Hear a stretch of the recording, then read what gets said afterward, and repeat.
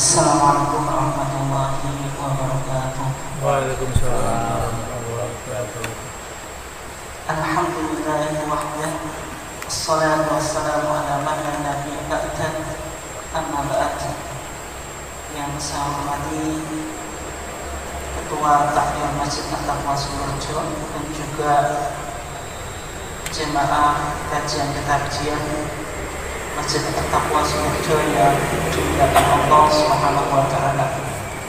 Alhamdulillah pada sore ini kita masih dipertemukan oleh Allah Subhanahu wa taala di dalam rutin kajian kita dalam keadaan sehat walafiat, meskipun cuacanya agak sedikit kurang bersahabat, dan selawat serta salam semoga tetap melimpahkan kepada Nabiullah Muhammad SAW. Jemaah kekajian yang dimuliakan Allah, melanjutkan topik yang sudah kita bahas pada pertemuan yang lalu. Kita masih membahas tentang sumber-sumber ajaran agama dalam perspektif Muhammadiyah, sebagaimana yang sudah pernah kita kaji bersama, bahwasanya sumber ajaran agama dalam Muhammadiyah atau sumber hukum dalam Muhammadiyah itu bisa diklasifikasikan menjadi dua. Yang pertama disebut sebagai sumber primer, yaitu Al-Quran dan As-Sunnah atau Al-Hadis, dan sudah kita bahas As-Sunnah di sini maksudnya As-Sunnah Al-Maqbulah, sunnah yang bisa diterima, yang mencakup hadis sahih itu sendiri dan juga hadis hasan. Kemudian yang kedua disebut sebagai sumber pendamping atau instrumental, atau juga bisa disebut sebagai sumber paratekstual. Artinya sumber-sumber ini tidak independen, karena sumber-sumber ini sebenarnya tetap berpijak pada dua sumber pokok yang utama di dalam Islam, yaitu Al-Quran dan As-Sunnah atau Al-Hadis. Di antara sumber-sumber pendamping atau instrumental ada yang disebut dengan ijma. Kemarin sudah kita bahas ijma yang diterima oleh para ulama adalah yang diterima oleh Muhammadiyah, yaitu ijma as-sahabah, yaitu ijma yang terjadi di kalangan periodisasi sahabat. Waalaikumsalam. Kemudian yang kedua ada yang disebut dengan kias.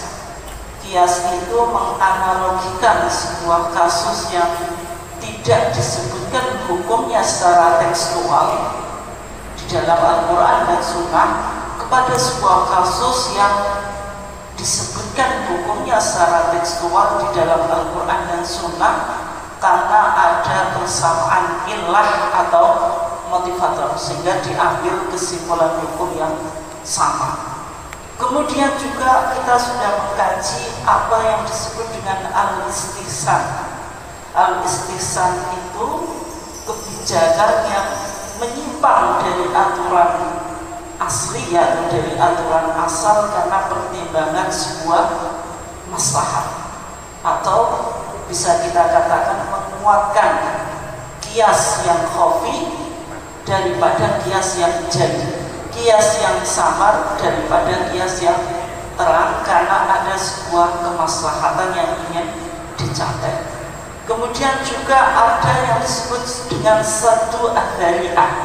Satu dzari'ah itu dengan bahasa sederhana, bahasa cukup awam, bisa disebut sebagai tindakan preventif.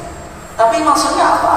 Satu dzari'ah itu memblokade jalan yang berpotensi kepada kemaksiatan atau kemadharatan. Meskipun sesuatu itu mubah, tetapi sesuatu itu bisa berpotensi mengarah kepada kemaksiatan, itu bisa diharamkan. Dan cara mengharamkannya itu atau metodologinya, atau juga bisa kita sebut sebagai sumbernya, disebut apa? Satu dzari'ah. Kemudian pertemuan yang kemarin kita bahas tentang maslahah mursalah.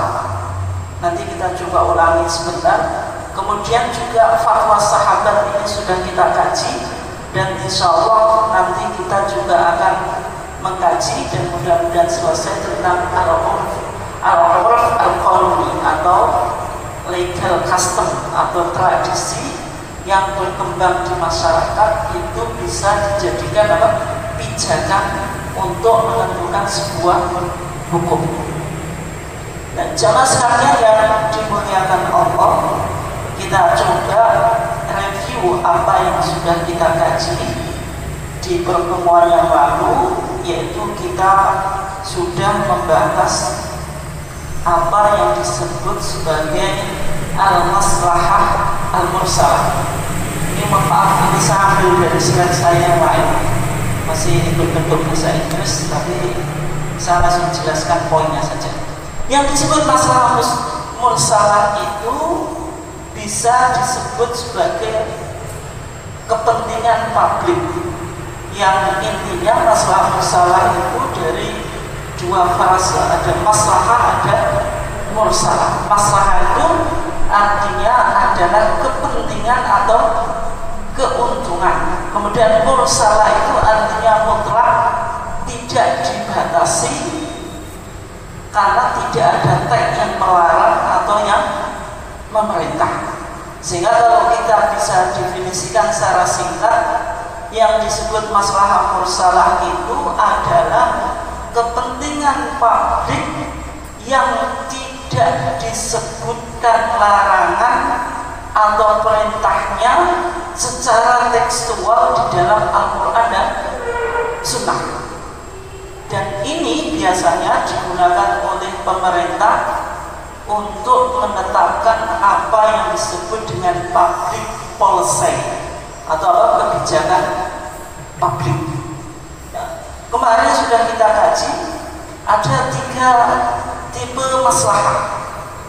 Ada yang disebut dengan maslahah ad-daruriyah atau essential, maslahah yang paling primer atau paling dominan.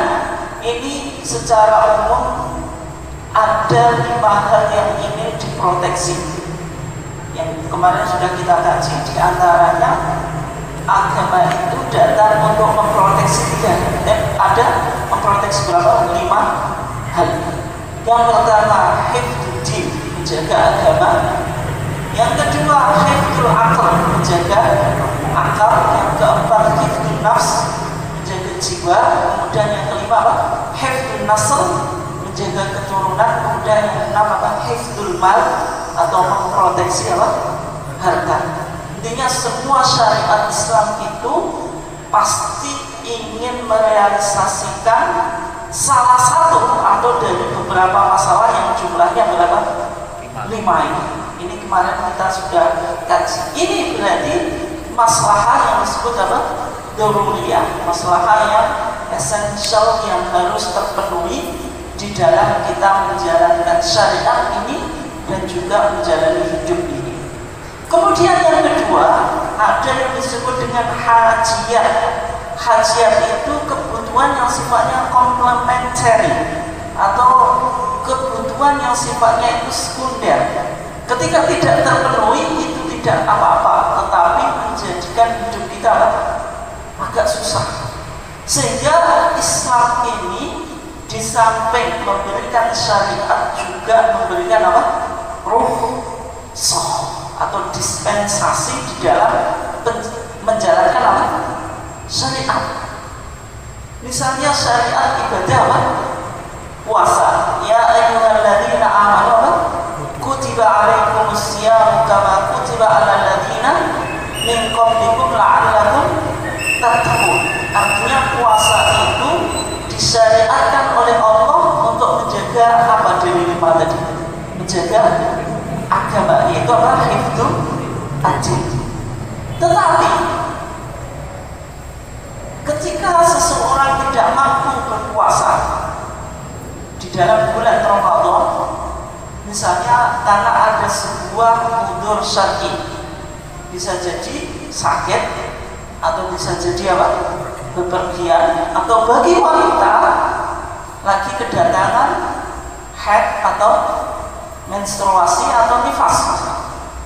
Apakah semua orang ini wajib menjalankan puasa karena untuk menjaga apa? Agama? Berarti meskipun sakit ini wajib apa? Puasa. Karena apa? Puasa itu menjaga agama. Ternyata tidak. Syariat apa? Memberikan rukhsah. Faman kana minkum maridhan aw ala safarin fa'iddatun min ayyamin ukhra. Barang siapa di antara kamu sakit atau dalam bepergian, fa'iddatun min ayyamin ukhra. Ternyata puasa ini boleh diganti di hari yang lain. Artinya ketika orang itu sakit, orang itu bepergian, atau wanita itu menstruasi, ketika bulan Ramadan tidak menjalankan puasa, bukan berarti orang ini tidak menjaga agama. Oleh sebab itu Islam memberikan masalah yang disebut masalah hajiat, masalah yang sifatnya itu apa? Sekunder atau komplementari. Ini contoh hajiatnya. Ini contohnya banyak. Misalnya ketika kita menjalankan sholat ketika kita mukim itu harus dilakukan berapa rakaat? 4 rakaat kalau jumlahnya 4 ya. Tetapi ketika kita lagi safar, maka di situ ada rukhsah. Kita boleh menjalankan sholat dengan 2 rakaat. Ini yang disebut dengan apa? Sholatul qasri atau qasar. Itu contoh hajiat. Kemudian tahsiniyat, ini kebutuhan yang sifatnya tersier.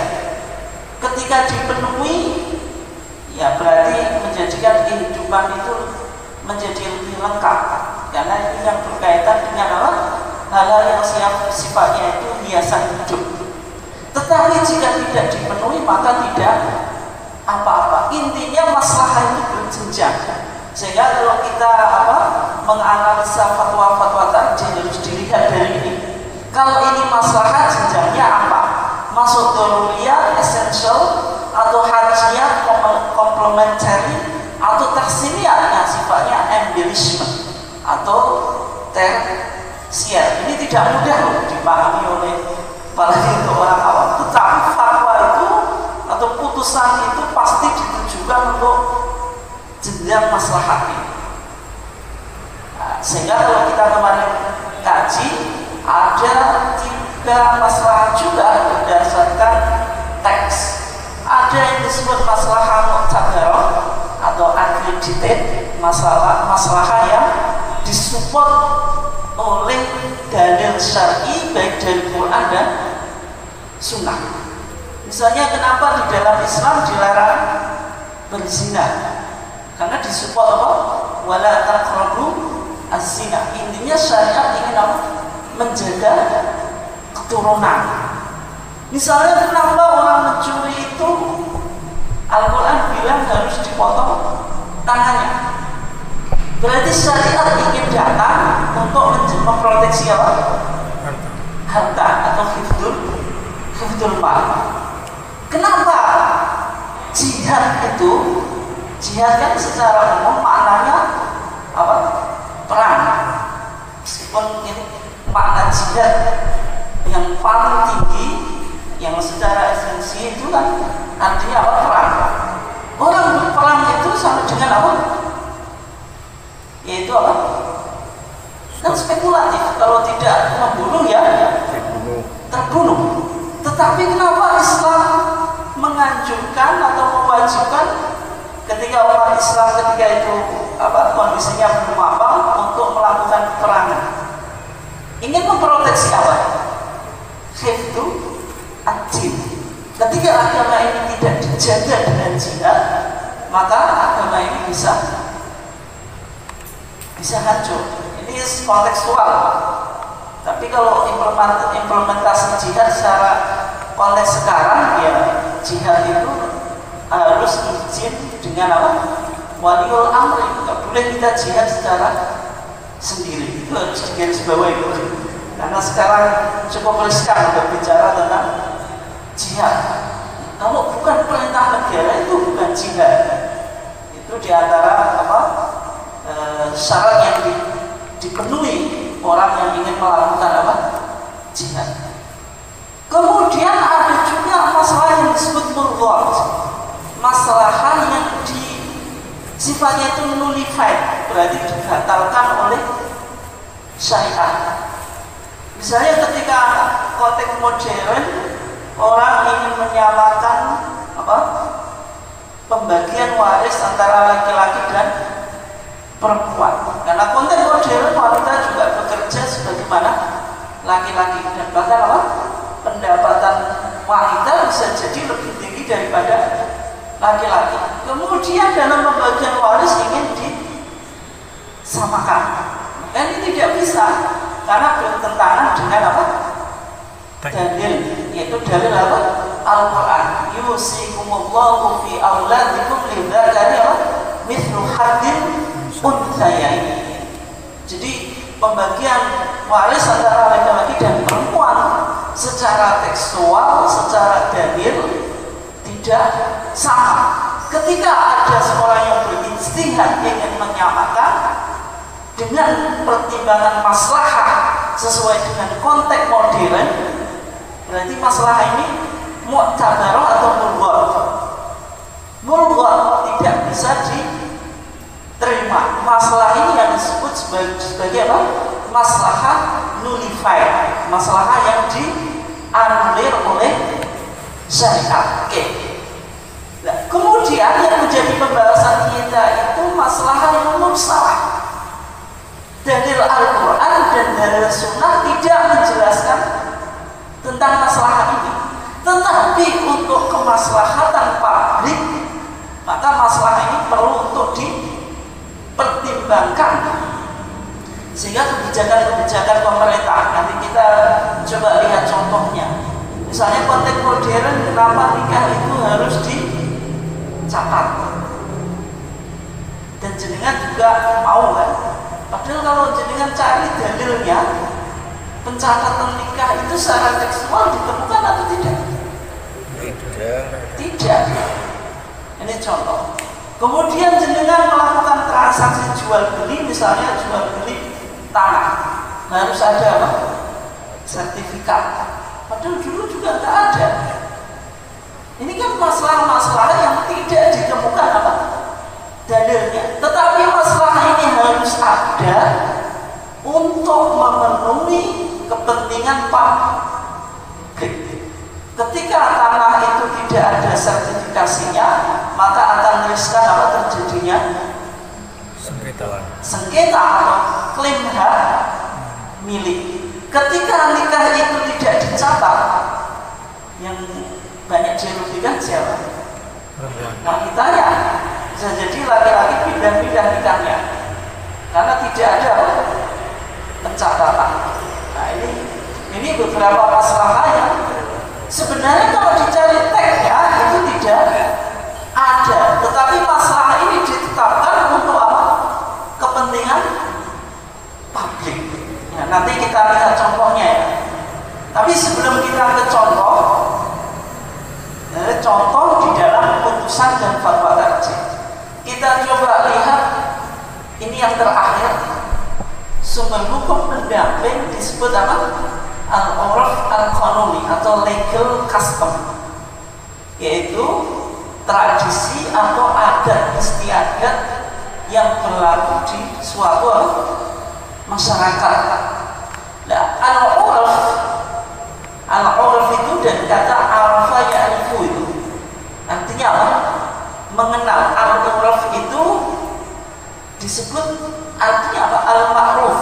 Ma'ruf itu apa? Amar ma'ruf nahi munkar. Ma'ruf itu sesuatu yang dikenal, yang diketahui. Itu disebut apa? Al-urf, sesuatu yang dikenal. Konuni itu artinya hukum. Jadi tradisi atau custom yang sifatnya itu memiliki konsekuensi secara hukum. Secara syariah, ketentuan hukum yang berlaku dalam masyarakat dan diterima dalam bermuamalat atau interaksi sosial ini banyak yang terjadi di masyarakat dan secara umum diterima oleh masyarakat secara luas, sehingga ada kaidah dalam kaidah fikih al-adat muhakam. Ketika ada persengketaan dan tidak ada teks yang berbicara, maka dikembalikan kepada hukum adat. Ini secara umum diterima, dan ini bisa berbeda dari satu tempat di tempat yang lain. Dan sehingga kalau kita menyelesaikan sebuah hukum di konteks negara kita yang mengikuti aturan negara kita, meskipun mungkin di satu tempat yang lain, di negara yang lain itu tidak diakui. Jual beli di dalam konteks Bojonegoro mungkin bisa jadi berbeda dengan yang lainnya. Itu artinya ini sesuai dengan tradisi atau adat masyarakat yang berlaku di situ hukum. Nah, kalau kita lihat al-urf atau al-adat itu bisa dijadikan sumber hukum, tapi harus terpenuhi 3 syarat. Kalau tidak terpenuhi, maka tidak boleh dijadikan sumber hukum. Yang pertama, tidak boleh kontradiksi dengan an-nas as-sharih, yaitu nas atau dalil yang eksplisit yang jelas. Sehingga kalau bertentangan antara adat dengan dalil Quran dan Sunnah, mana yang dimenangkan? Itu dalil Al-Quran dan Sunnah. Tetapi ketika tidak bertentangan, maka boleh digunakan hukum adat.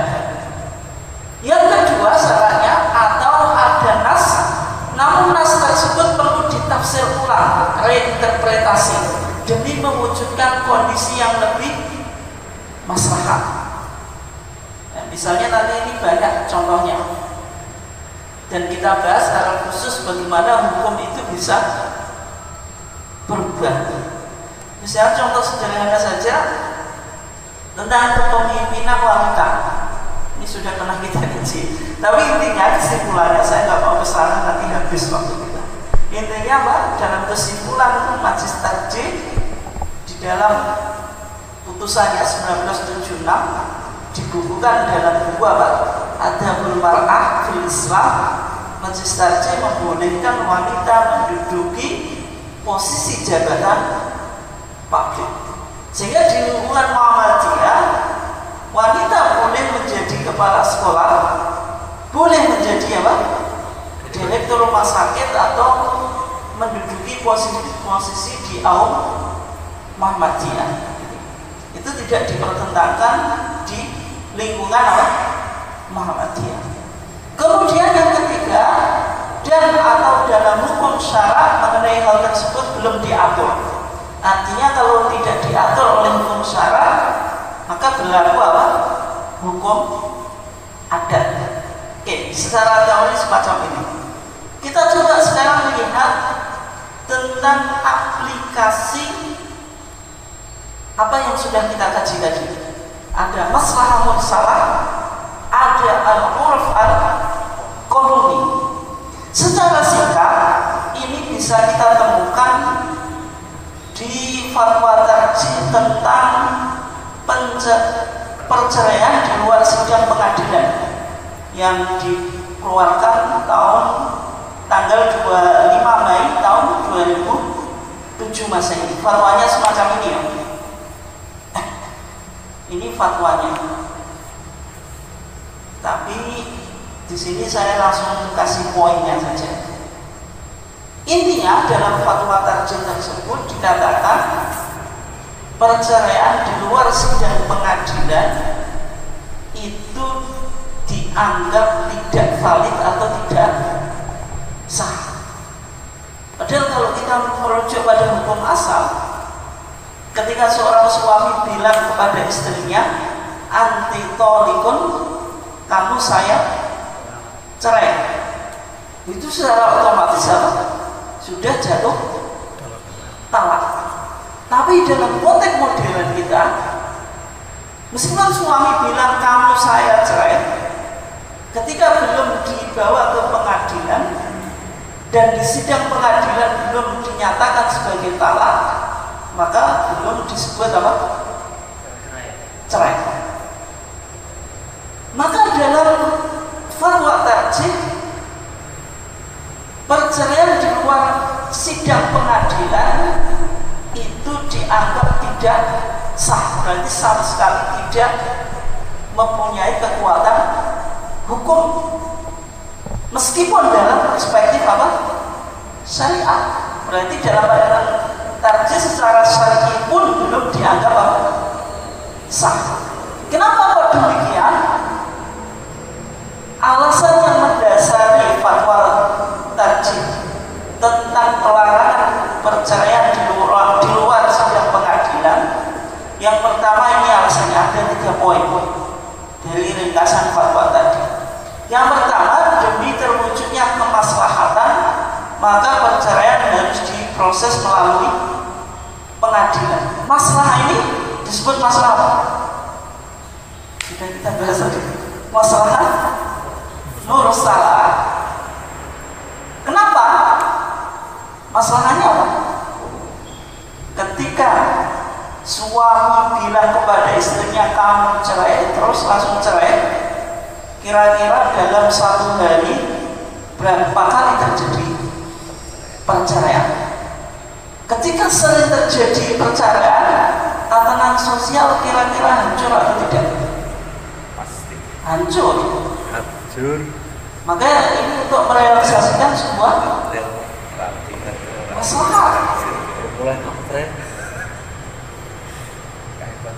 Kemudian yang kedua, mengingat mudarat yang ditimbulkan, maka perceraian di luar pengadilan harus dilarang. Jadi tidak boleh dan dinyatakan tidak sah berdasarkan satu adhariyah, yaitu menutup pintu yang membawa kemudaratan. Aslinya, ketika suami bilang kamu cerai kepada istrinya, ini sudah sah atau jatuh talak atau tidak? Jatuh. Tetapi ini kan boleh, tetapi dilarang. Kenapa kok sesuatu yang boleh itu dilarang? Pelarangannya ini disandarkan apa? Satu adhariyah, tindakan preventif. Satu adhariyah itu kan menutup apa? Jalan yang berpotensi kepada kemudaratan atau kemaksiatan. Kalau tidak dilarang, maka orang dengan mudah tadi menjatuhkan talak kepada istri. Meskipun hukum asalnya boleh, tetapi dilarang karena untuk merealisasikan sebuah apa? Maslahat. Ini harus pelan-pelan ya, dan nggak sederhana ya kalau jenengan berpikirnya kayak orang awam ya jelas nggak bisa memahami ini. Kalau orang awam kan yang penting ada teknya, ya ada teknya. Tapi hukum itu perlu kerangka berpikir. Ya, kalau dibaca literal ya itu nggak ada ulama, semua orang jadi ulama. Bahwa satu ayat, satu hadis sudah jadi ulama. Kenapa? Karena tidak butuh metodologi dalam sumber hukum, menggali hukum. Yang ketiga, hal ini dipraktikkan oleh masyarakat dan diinstitusikan oleh negara atau sudah menjadi orang komuni, sehingga dalam adat kita ketika orang itu cerai pasti dengan tanya cerainya sudah legal atau belum. Artinya kalau legal itu sudah diputuskan oleh pengadilan. Tapi kalau jenengan istri saya sudah saya talak, kita sudah tidak ada hubungan. Nah, di mana? Kemarin saya sudah bilang dia sudah saya talak. Konten modern yang jadinya itu dianggap ya ini omong kosong gitu. Kalau belum dibawa ke pengadilan itu dianggap apa? Legal. Nah ini contoh ya penggunaan apa uruf qanuni. Oke, selanjutnya ini kasus yang kedua tentang pencatatan pernikahan. Dalam konteks modern, hukum mencatatkan pernikahan itu bagaimana? Apakah boleh warga Muhammadiyah itu melakukan nikah secara siri? Nikah siri itu nikah yang tidak dicatat secara resmi. Itu bagaimana hukumnya? Nanti kalau jenengan lihat di HPT jilid 3 tentang tuntunan keluarga sakinah, maka di sana dijelaskan seluruh warga Muhammadiyah wajib untuk mencatatkan pernikahannya kepada pihak yang berwenang. Nah, bagaimana kalau ada kasus warga Muhammadiyah belum mencatatkan nikahnya secara resmi? Ya, berarti dianggap belum menjadi warga Muhammadiyah yang baik. Kenapa kok demikian? Ada beberapa pertimbangan tentang wajibnya melakukan pencatatan pernikahan. Yang pertama, diatur dalam pasal 2 ayat 2 Undang-Undang Nomor 1 Tahun 1974 tentang Undang-Undang apa? Pernikahan. Dan juga dijelaskan di sana di dalam KHI itu apa? Kompilasi Hukum Islam pasal 5 ayat 2 bahwasanya pernikahan itu harus dicatatkan kepada PPN, itu petugas pencatat nikah. Itu artinya di negara kita itu sudah ada payung hukumnya bahwasanya nikah itu harus dicatat. Yang kedua, ketika kita mencatatkan pernikahan itu bentuk i'lanun nikah. Apa? I'lanun nikah, yaitu menginformasikan atau mengiklankan atau mengiklankan pernikahan kita. Rasulullah bilang apa? A'linu an-nikah.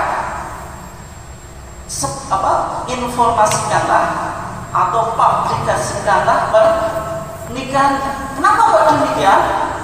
Supaya orang lain tidak curiga kalau jenengan bawa istri itu betul istrinya jenengan. Dan bahkan Rasulullah bilang apa? Aulin walau bisyaratin.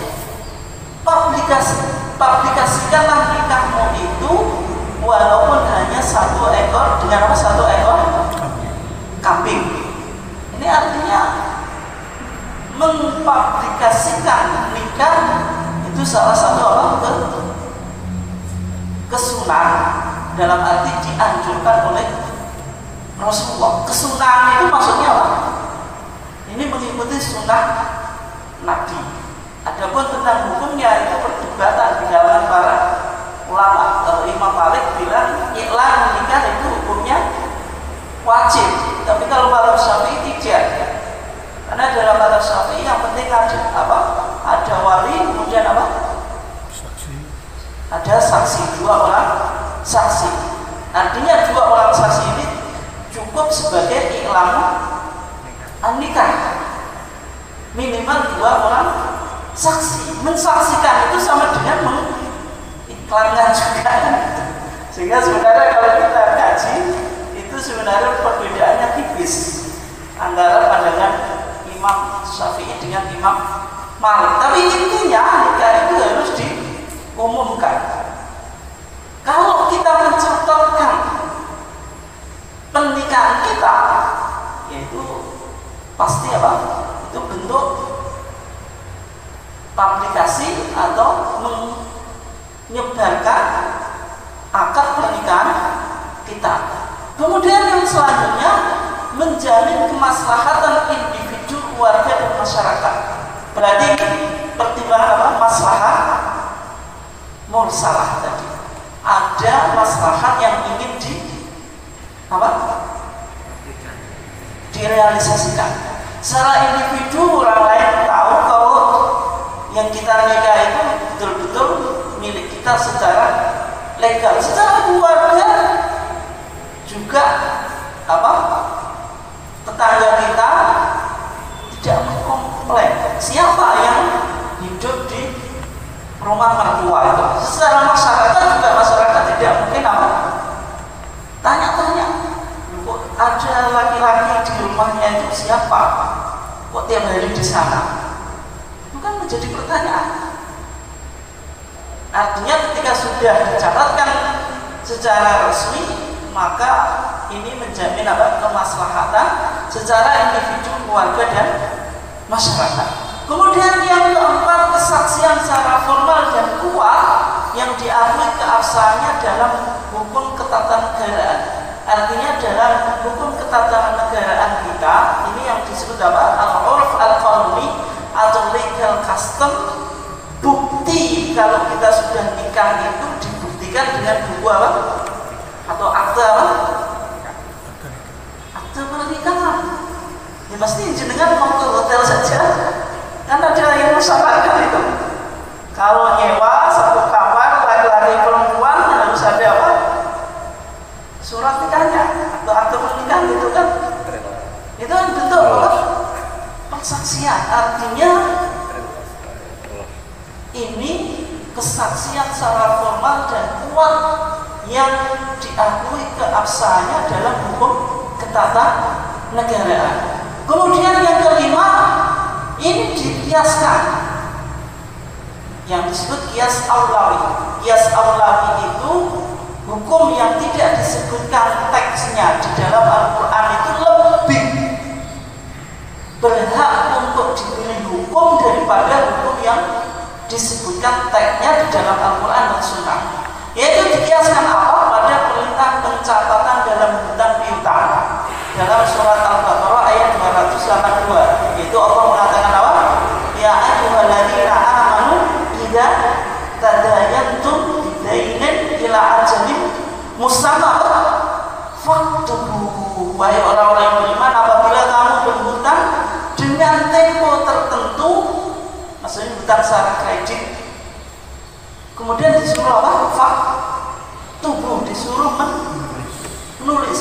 Kalau transaksi hutang piutang saja itu disuruh menulis, bagaimana dengan akad pernikahan? Yang di dalam Al-Quran Allah bilang bahwasanya akad pernikahan itu mitsaqan ghalidh, bentuk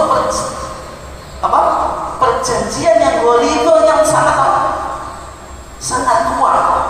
Artinya pernikahan itu adalah ikatan dan perjanjian suami istri yang sifatnya itu sakral. Sehingga orang nikah itu nggak boleh main-main. Istri itu untuk berapa waktu atau berapa tempo, berapa tahun, atau untuk selama-lamanya? Kan selama-lamanya. Kalau hutang piutang itu pasti nggak selamanya, kan suatu saat kita bayar kan. Itu saja disuruh mencatat supaya jenengan nggak lupa kalau punya hutang. Padahal nikah itu untuk selamanya. Bagaimana nanti kalau jenengan suatu saat lupa istrinya? Masalah itu. Dan sehingga kalau hutang saja suruh mencatat, bagaimana hutang nikah? Berarti nikah yang disebut perjanjian secara sakral lebih berhak untuk dicatat. Makanya kalau jenengan tanya, kenapa kok di zaman Rasul tidak ada? Ya, tatanan masyarakat dan tradisinya berkembang. Karena di zaman Rasul itu populasi masih sedikit. Kemudian orang itu tidak main-main dengan nikah. Tapi kalau konteks sekarang, nah itu bisa menjadi masalah. Nanti ketika pernikahan itu dianggap main-main, perceraian itu menumpuk, angka perceraian tinggi, itu nanti tatanan masyarakat yang rusak. Maka syariat tidak boleh mengabaikan masalah itu. Maka sehingga muncul di dalam putusan tarjih kita tentang wajibnya pencatatan pernikahan. Oke. Selanjutnya kita coba lihat contoh atau aplikasi tentang penggunaan uruf qanuni atau adat. Tapi ini meskipun tadi tarjih mengakui bahasanya apa? Al-adat muhakkam. Adat istiadat itu bisa dijadikan apa? Sumber hukum dan harus terpenuhi apa? 3 syarat. Apakah semua adat atau tradisi di masyarakat itu langsung kita terima? Ya ternyata dalam pandangan tarjih tidak semacam itu. Meskipun nanti di dalam HPT jilid 3 ada tuntunan seni dan budaya. Ini sebagai bentuk apa ya? Bentuk kontribusi Muhammadiyah di dalam seni dan budaya. Selama ini kan Muhammadiyah sering diidentikan sebagai kelompok atau organisasi yang anti seni dan budaya. Karena dianggap Muhammadiyah itu karena cirinya gerakan tajdid dalam akidah melakukan purifikasi dan juga dalam ibadah, ini terkesan banyak tradisi atau budaya yang tidak diakui oleh Muhammadiyah. Dan Muhammadiyah mencoba mengklarifikasikan sebenarnya Muhammadiyah itu tidak ada masalah dengan seni dan budaya yang berkembang di dalam masyarakat. Tetapi seni dan budaya tadi sebagai bentuk adat tidak boleh kontradiksi dengan dalil Al-Quran dan Sunnah. Sehingga di HPT jilid 3 dijelaskan di antara seni dan budaya yang kontradiksi dengan syariat itu disebutkan di sana 2 contoh. Yang pertama ada yang disebut dengan budaya larang laut. Budaya larang laut itu apa? Yaitu semacam sesajen atau persembahan yang berupa kepala kerbau dan hasil pertanian dengan dihanyutkan ke laut. Ini biasanya ada upacara yang lihat di YouTube itu. Kalau ingin tahu melarung laut itu bagaimana? Pasti ada kepala kerbau, kemudian di situ ada hasil-hasil pertanian, aneka buah dan macam-macam. Itu ditaruh di sebuah tempat, kemudian dihanyutkan ke laut. Yang mana apa? Masyarakat yang melakukan tradisi ini mengharap apa? Keberkahan atau kalau berkah dan supaya apa?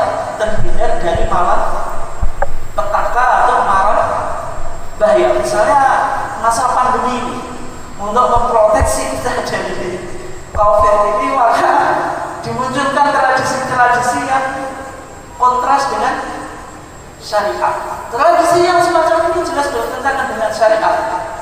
Yang pertama, kepala kerbau itu kan berarti disembelih bukan wa ma'unila lillahi, sesuatu yang disembelih bukan atas nama Allah. Yang kedua, kepala kerbau itu dihanyutkan di laut, kemudian hasil pertanian itu dihanyutkan ke laut. Itu sama dengan apa? Idha'atul mal, yaitu apa? Membuang harta secara sia-sia. Padahal Al-Quran bilang apa? Innal mubadzirina kanu ikhwana syayatin. Islam itu jelas tidak membolehkan makanan atau sesuatu yang bermanfaat dibuang secara sia-sia. Ini berarti jelas kontras dengan apa? Ajaran agama. Yang kedua, tradisi ini sebenarnya berasal dari Hindu. Berarti ada anggapan atau pandangan teologis terhadap upacara ini yang jelas apa? Kontras dengan syariat kita. Minimal apa? Istighosah, minta apa? Minta bantuan dari mara bahaya dengan apa? Selain Allah. Ini jelas apa? Menyalahi dari tajdid yang dilakukan oleh Muhammadiyah di dalam bidang akidah. Tajdidnya dilakukan dengan apa? Dengan modifikasi. Nah, sehingga budaya larang laut ini dianggap oleh Muhammadiyah sebagai budaya yang kontras dengan syariat. Kemudian contoh berikutnya ada upacara ngaben.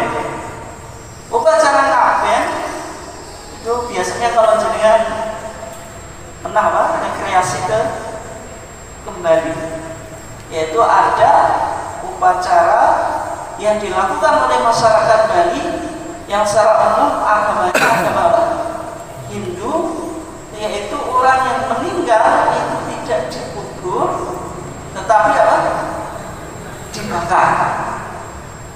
Nah, yang mana mereka beranggapan ketika orang yang meninggal itu dibakar maka akan bisa masuk kepada alam nirvana, yaitu alam spiritualitas yang diyakini oleh orang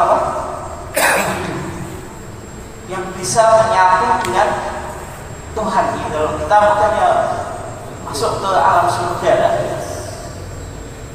Yang mana upacara ngaben ini jelas kontras dengan syariat Islam. Yang mana mayit itu harus dimuliakan. Islam tidak membolehkan mayat itu untuk ini kan dibakar, berarti tidak memuliakan mayat.